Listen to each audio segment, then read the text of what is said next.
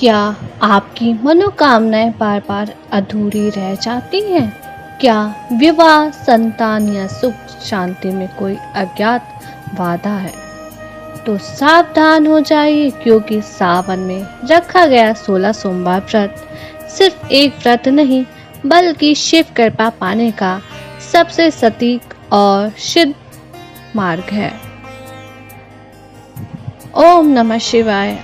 आप देख रहे हैं पार्टी वायरल शॉर्ट्स, जहां हम लाते हैं आपके लिए प्राचीन ग्रंथों से जुड़ी रहस्यमयी, चमत्कारी और सत्य कथाएं जो आपके जीवन को दिशा दे सकती हैं। आज की इस पावन सोमवार पर विशेष कथा के जरिए जानिए 16 सोमवार व्रत की पूजा विधि, उद्यापन कैसे करें और वह पौराणिक कथा जिसने बदला कई लोगों का भाग्य है। वीडियो को अंत तक जरूर देखें, क्योंकि अंत में मिलेगा वो सूत्र जो आपके जीवन की सबसे बड़ी समस्या का समाधान बन सकता है। सावन का महीना भगवान शिव को अत्यंत प्रिय माना जाता है। इस माह में सोमवार का विशेष महत्व होता है, और यदि इस दौरान कोई भक्त 16 सोमवार व्रत करता है तो उसे शिव जी की विशेष कृपा प्राप्त होती है। यह व्रत न केवल धार्मिक दृष्टि से बल्कि मानसिक, पारिवारिक और आत्मिक शांति के लिए भी अत्यंत फलदायक माना गया है। सावन में 16 सोमवार व्रत करने का क्या महत्व है? शिव जी की विशेष कृपा मिलती है। सावन में भगवान शिव की उपासना करने से उनका आशीर्वाद शीघ्र प्राप्त होता है। यदि कोई भक्त सावन में 16 सोमवार व्रत करना आरंभ करता है तो वह व्रत और भी फलदायक होता है। जो कन्याएं योग्य वर की प्राप्ति की इच्छा रखती हैं या जिनका विवाह नहीं हो पा रहा है, उनके लिए यह व्रत अत्यंत फलदायक माना जाता है। जो दंपति संतान प्राप्ति की इच्छा रखते हैं, उनके लिए भी इस व्रत की बहुत महिमा बताई गई है। यह व्रत संतान सुख और घर की शांति लाता है। यह व्रत व्यक्ति के पूर्व जन्मों के दोषों को भी शुद्ध करता है और उनके जीवन में शुभता, सौभाग्य और समृद्धि लाता है। सावन शिव जी का महीना है। इस दौरान शिवलिंग पर जल, बेलपत्र, दूध चढ़ाना विशेष पुण्य देता है। सोमवार व्रत रखने से भगवान शीघ्र प्रसन्न होते हैं और 16 सोमवार की संख्या को शुभ और संकल्प पूर्ण करने वाली मानी जाती है। सावन में 16 सोमवार व्रत करना भगवान शिव की अपार कृपा प्राप्त करने का सर्वश्रेष्ठ साधन है। यह व्रत मनोकामनाओं की पूर्ति, सुख शांति, आध्यात्मिक उन्नति का द्वार खोलता है। तो आइए जानते हैं सावन के 16 सोमवार की व्रत विधि। यह व्रत किसी भी सोमवार से शुरू किया जा सकता है, लेकिन सावन माह, श्रावण नक्षत्र या श्रावण सोमवार से व्रत आरंभ करना अत्यंत शुभ माना गया है। प्रातः ब्रह्म मुहूर्त में उठें, स्नान करके स्वच्छ वस्त्र धारण करें। घर के मंदिर को साफ करके भगवान शिव, माता पार्वती, नंदी और गणेश जी की मूर्ति या चित्र स्थापित करें। पूजन सामग्री: बेलपत्र, दूध, दही, घी, शहद, शक्कर, इनसे पंचामृत बनाएं। गंगा जल, सफेद पुष्प, भस्म, धूप, दीप, कपूर, अक्षत, चंदन, रोली, फल या मिठाई। पूजन विधि: ओम नमः शिवाय, ओम नमः शिवाय, ओम नमः शिवाय का जाप करते हुए दीप प्रज्वलित करें। भगवान शिव को गंगा जल से अभिषेक करें, फिर पंचामृत से अभिषेक करें, पुनः गंगा जल से स्नान कराएं। शिवलिंग को बेलपत्र, पुष्प, अक्षत, चंदन, भस्म अर्पित करें। शिव जी को मिठाई या फल का भोग लगाएं। 16 सोमवार व्रत कथा पढ़ें या सुनें और आरती करें और शिव जी की चालीसा पढ़ें।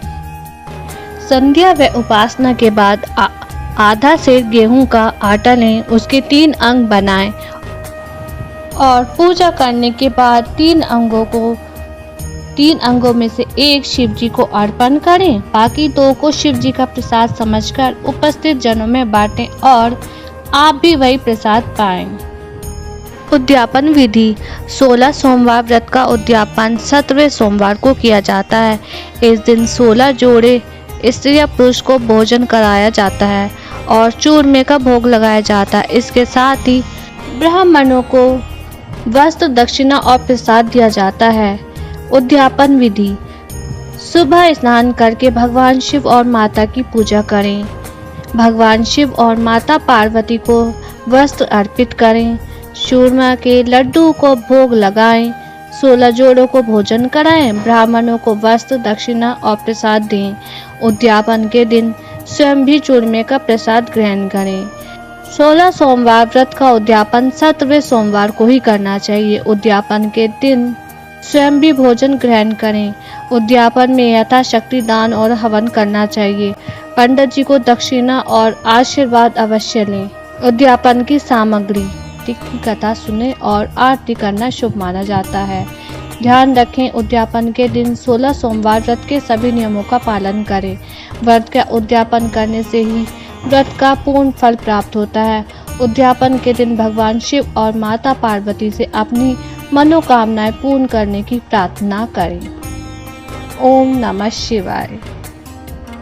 16 सोमवार की पौराणिक कथा।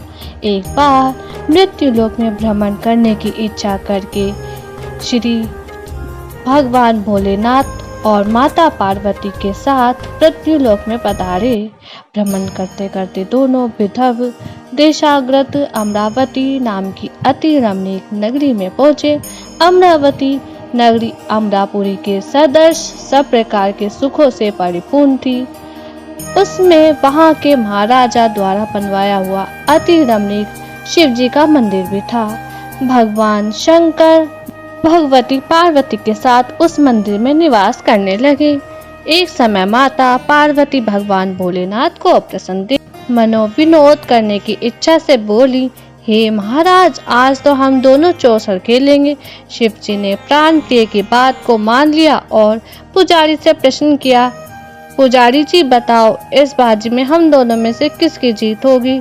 ब्राह्मण विचारे शीघ्रता से बोल उठा कि महादेव जी की जीत होगी।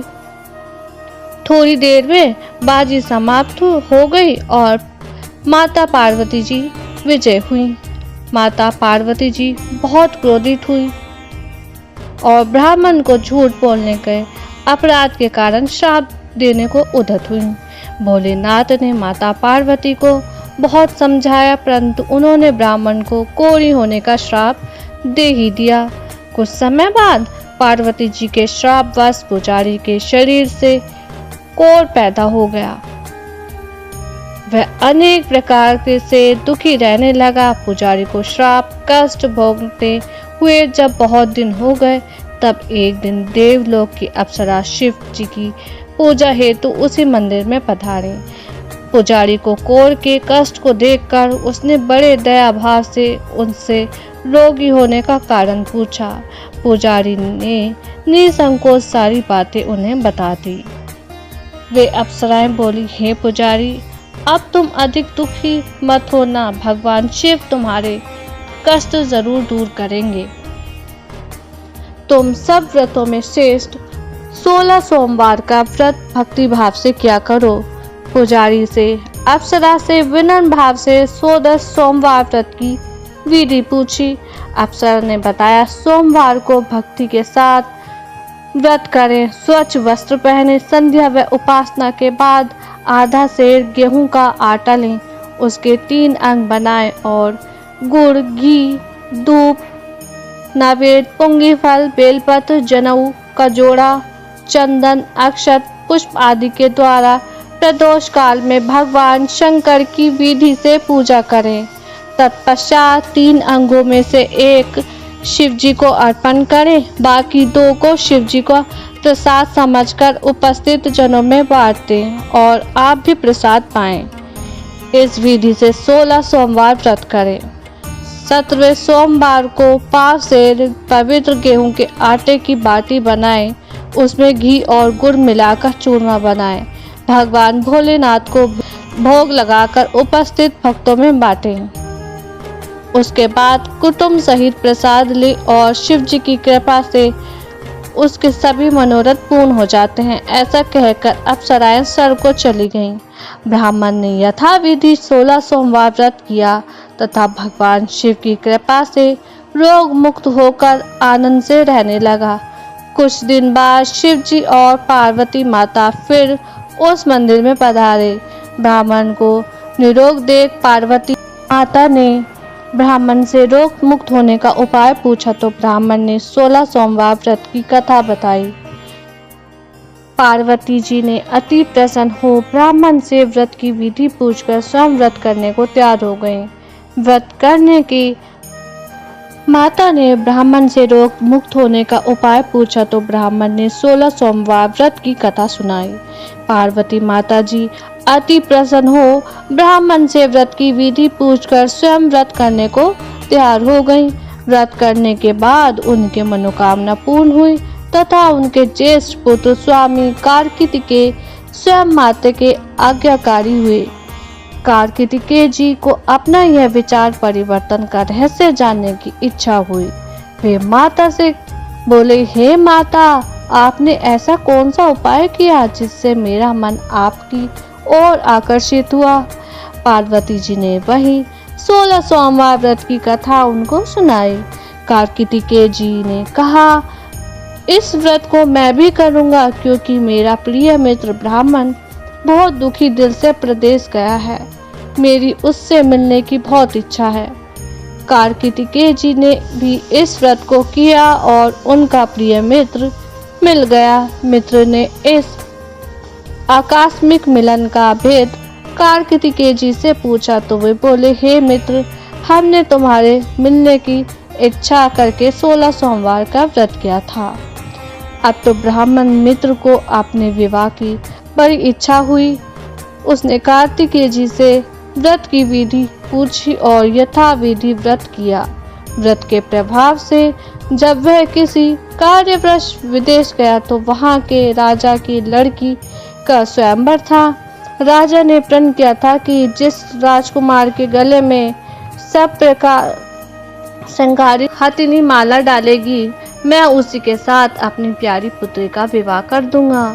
शिव जी की कृपा से वह ब्राह्मण भी स्वयंवर देखने की इच्छा से राजसभा में एक ओर बैठ गया। नियत समय पर हथिनी आई और उसने जयमाला उस ब्राह्मण के गले में डाल दी। राजा ने अपनी प्रतिज्ञा के अनुसार बड़ी धूमधाम से अपनी कन्या का विवाह उस ब्राह्मण के साथ कर दिया। ब्राह्मण को बहुत सा धन और सम्मान देकर संतुष्ट किया। ब्राह्मण सुंदर राजकन्या पाकर सुख से जीवन व्यतीत करने लगा।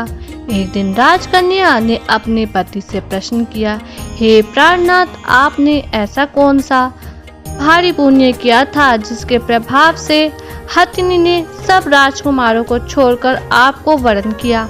ब्राह्मण बोला, हे प्राणप्रिय, मैंने अपने मित्र कार्तिकेय जी से कथानुसार 16 सोमवार व्रत किया था जिसके प्रभाव से मुझे तुम जैसी रूपवान पत्नी प्राप्त हुई।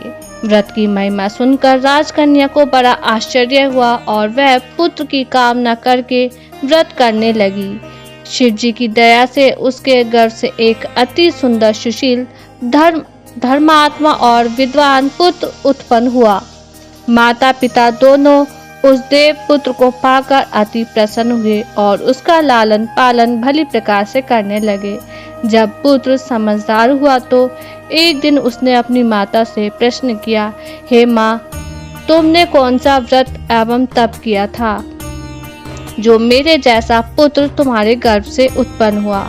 माता ने 16 सोमवार व्रत की कथा पुत्र को बताई। पुत्र ने सब तरह के मनोरथ पूर्ण करने वाले सरल व्रत को सुना तो वह भी राजधिकार पाने के लिए इच्छा से हर सोमवार को यथाविधि व्रत करने लगा। व्रत शुरू होने के बाद एक देश के वृद्ध राजा के दूतों ने आकर उसको राजकन्या के लिए वरण किया। राजा ने अपनी पुत्री का विवाह ऐसे सर्वगुण संपन्न ब्राह्मण युवक के साथ करके बड़ा सुख प्राप्त किया। वृद्ध राजा के दिवंगत हो जाने पर इसे ब्राह्मण युवक को सिंहासन पर बिठाया गया। क्योंकि दिवंगत राजा के कोई पुत्र नहीं था, राजा का उत्तराधिकारी होकर भी वह ब्राह्मण पुत्र 16 सोमवार व्रत करता रहता। जब 17वां सोमवार आया तो विप्र पुत्र ने अपनी प्रियतमा से पूजन सामग्री लेकर शिव पूजा के लिए शिवालय चलने को कहा, परंतु उसकी पत्नी ने उसकी आज्ञा की परवाह न की। दासियों द्वारा सब सामग्रियों को शिवालय भिजवा दी, परंतु आप नहीं गई। जब राजा ने शिव जी का पूजन समाप्त किया तब आकाशवाणी हुई, हे राजा, अपनी इस रानी का राजमहल से निकाल दे, नहीं तो यह तेरा सर्वनाश कर देगी। आकाशवाणी सुनकर राजा के आश्चर्य का ठिकाना नहीं रहा। उसने मंत्र गृह में आकर अपने सभासदों को बुलाकर पूछा कि हे मंत्रियों, मुझे आज शिव जी की आकाशवाणी हुई है कि तू अपनी इस रानी को निकाल दे, नहीं तो तेरा सर्वनाश कर देगी। राज्य में मंत्री तथा सभा सदस्य आदि सब विस्मय और दुख में डूब गए, क्योंकि जिस कन्या के कारण राज्य मिला है, राजा उसी को निकालने का जाल रच रहा है, ये कैसे हो सकेगा। राजा ने अपनी पत्नी को राजमहल से निकाल दिया। रानी दुखी हृदय से भाग्य को कोसती हुई नगर के बाहर चली गई। फटे वस्त्र पहने, भूख से दुखी, धीरे धीरे चलकर वह एक ग्राम में पहुंची। वहां एक बुढ़िया सूत काट कर बेचने जाती थी। रानी की करुणा दशा देखकर बोली, चल तू मेरा सूत बिकवा दे, मैं वृद्ध हूँ, भाव नहीं जानती। यह बात सुन रानी ने बुढ़िया के सिर से सूत की गठरी उतारकर अपने सिर पर रख ली। थोड़ी देर बाद आंधी आई और बुढ़िया का सूत पोटली सहित उड़ गया। बेचारी बुढ़िया पछताती रह गई और रानी को अपने से दूर रहने को कहा। इसके बाद रानी एक तेली के घर आई तो शिव जी के प्रकोप के कारण तेली के सब मटके उसी क्षण चटक गए। तेली ने भी रानी को अपने घर से निकाल दिया। अत्यंत दुख पाती हुई रानी एक नदी के तट पर गई तो नदी को समस्त जल सूख गया। तत्पश्चात रानी एक वन में गई, वहां सरोवर में पानी पीने गई। उसके हाथ का स्पर्श होते ही सरोवर का नील कमल के समान जल असंख्यक कीड़मय होकर गंदा हो गया।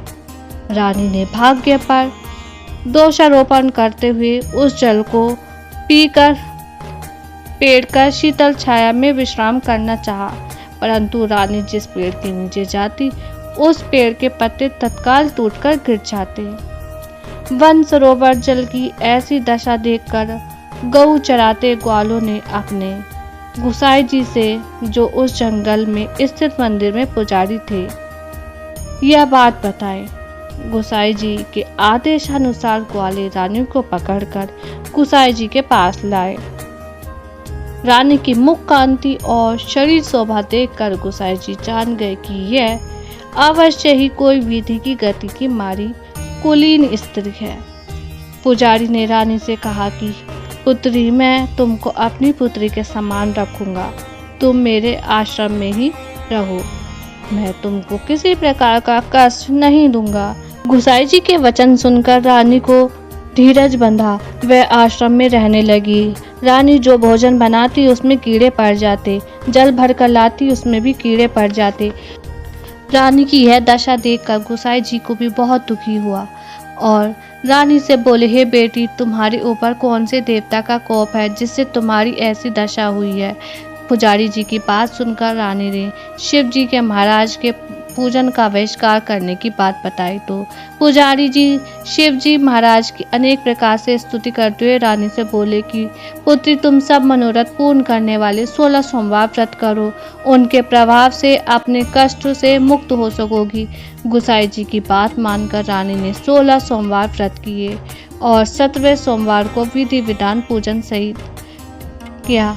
यह उस व्रत के प्रभाव से राजा के हृदय में विचार उत्पन्न हुआ कि रानी को गए हुए बहुत समय व्यतीत हो गया है, न जाने कहाँ कहाँ भटकती होगी, उसे ढूंढना चाहिए। यह सोचकर रानी की तलाश करने के लिए राजा ने चारों दिशाओं में दूत भेजे। वे दूत रानी को ढूंढना चाहिए, यह सोच रानी को तलाश करने के लिए राजा के चारों दिशाओं में दूत भेजे। वे दूत रानी को ढूंढते हुए पुजारी के आश्रम में पहुंचे। वहां रानी को पाकर पुजारी से रानी को अपने साथ ले जाने का आग्रह करने लगे, परंतु पुजारी ने मना कर दिया। दूत चुपचाप लौट आए और महाराज को रानी का पता बतलाया। रानी का पता पाकर राजा स्वयं पुजारी के आश्रम में गए और पुजारी से कहा, महाराज, जो देवी आपके आश्रम में रहती हैं वह मेरी पत्नी है। शिव जी के कोप से मैंने इसका त्याग कर दिया था। अब इस पर शिव जी के प्रकोप शांत हो गया है, इसलिए मैं इसे लेने आया हूँ। आप इसे मेरे साथ जाने की इच्छा दीजिए। गोसाई जी ने राजा के वचन सत्य समझकर रानी को राजा के साथ जाने की अनुमति दे दी। गोसाई जी की आज्ञा पाकर रानी प्रसन्न होकर राजा के साथ महल में आ गई। नगर वासियों ने नगर द्वार तथा नगर को तोरण एवं बंदरवारों से विधि से सजाया। घर घर में मंगल गान होने लगे। पंडितों ने विविध वेद मंत्रों का उच्चारण कर अपनी रानी का स्वागत किया। ऐसी अवस्था में रानी ने पुनः अपनी राजधानी में प्रवेश किया।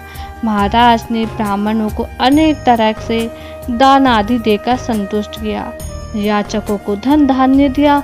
नगरी में स्थान स्थान पर सदा व्रत खुलवाए जहां भूखों को भोजन मिलता था। इस प्रकार से राजा शिव जी की कृपा का पात्र हो राजधानी में रानी के साथ अनेक तरह के सुखों को भोग करता 16 सोमवार का व्रत करने लगा। विधिवत शिव जी का पूजन करते हुए इस लोक में अनेक सुखों को भोगने के पश्चात दोनों शिवपुरी को पधारे। जो मनुष्य मनसा वाचा कर्मा भक्ति सहित 16 सोमवार का व्रत एवं पूजा इत्यादि विधिवत करता है, वह इस लोक में समस्त सुखों को भोग कर अंत में शिवपुरी को प्राप्त होता है। यह व्रत सब मनोरथ को पूर्ण करने वाला है। ओम नमः शिवाय। हर हर महादेव। तो भक्तों, यह थी 16 सोमवार व्रत की वह रहस्यमय कथा और विधि जो शिव जी की अपार कृपा दिला सकती है।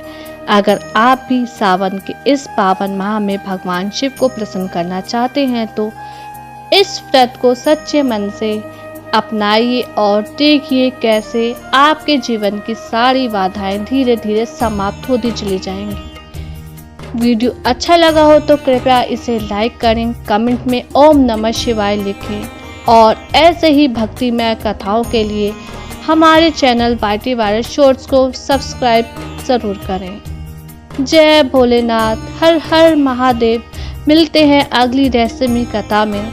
तब तक शिव नाम का स्मरण करते रहिए।